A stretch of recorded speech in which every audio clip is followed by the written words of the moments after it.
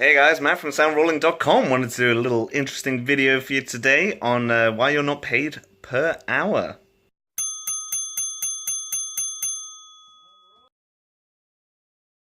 So, money is a medium of exchange, but it's obviously a lot more than that. It's kind of assigning value. Money has a value, and whatever you're doing has value as well. And so, the reason that I say you're not really paid per hour, even though it may be broken down that way, is that the incentive isn't to work lots forever, forever, forever.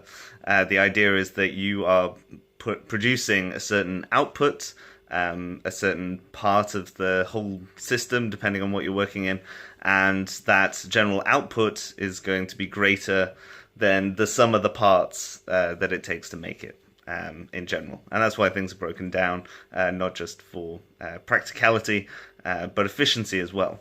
Now, if someone wanted, there was a great thing I saw on logo design, and they were asking like, oh well, how much am I paid per hour?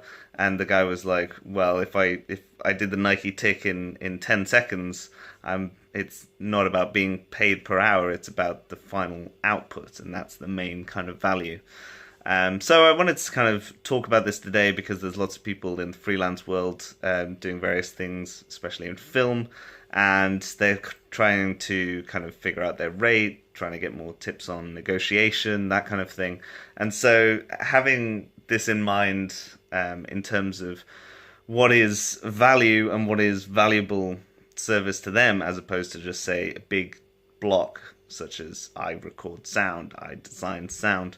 There's lots of other individual elements of value kind of broken down within that, and the better you can communicate the various different aspects of that, the better you're going to be able to I guess justify, for lack of a better word, your rates and things like that. So let's break it down into kind of two groups. There's the tangible and the intangible. That means stuff that you can see and touch and whatever. And the intangible, which means you can't. But it doesn't make it any less valuable. In fact, it probably makes it more valuable because it's harder to standardize. And my hand's shaking quite a lot. Tangible. Tangible is really easy in a way. So, for instance, for me, sound recording, going on a job, the tangible things would be like the actual expense to get to wherever the location is, or the thousands of pounds that I've spent on various different bits of equipment, or I don't know, that I have rent to pay, or that there's loads of physical, tangible things that have value. And so if I bring that to the project, I'm bringing that amount of kind of tangible assets to the project. And so often when I was starting out, there was lots of things like everyone's getting paid the same, again, paid per hour the same, but obviously their output is very, very different. A runner, for instance, won't necessarily be bringing thousands of pounds of equipment, I don't think. They may bring a car, but maybe they're getting their petrol taken care of and all that kind of stuff. So there is a difference in value, even if you try to be fair with it. So that's kind of, I guess, one way of dealing with that, just having the tangible aspects of everything that you're bringing to the table. The harder one to quantify, but what you should really think about is the intangible. So that is obviously your experience. And so that leads on to the skills like the speed to set up, the problem solving aspects, just your attitude in general is a massive thing. And yeah, just being able to communicate that. So I just kind of wanted to bring that out there, that money is a kind of assigning value. It's a medium of exchange, but it's more about your output. And so if you can output more in the same amount of time, then the time is kind of irrelevant, because the time is kind of incentivizing you to take longer.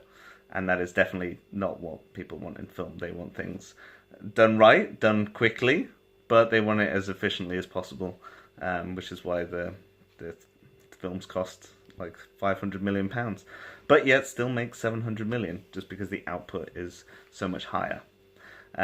So I hope that kind of helps in terms of just thinking about how much you're going to charge, maybe a bit about negotiation. So think about how you can break down some of your intangible kind of aspects of your work and play towards them. So for instance, if you're applying for a job, then use your experience, use anything relevant to the actual job, not so much about yourself, and try and add value straight away.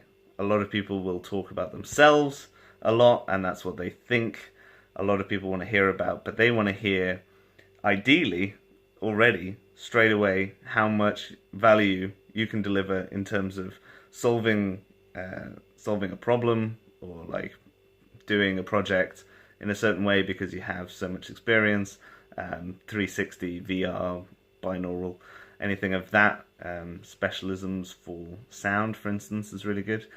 Being able to do post-production, even though you're only doing location on this job, is obviously an asset.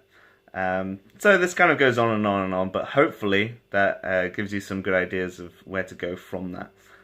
I know I've done other videos on like what to charge and things, but I just thought breaking it down into tangible and intangible, and then trying to communicate that as quickly as possible to add value to people straight away is gonna see you go very far, I think.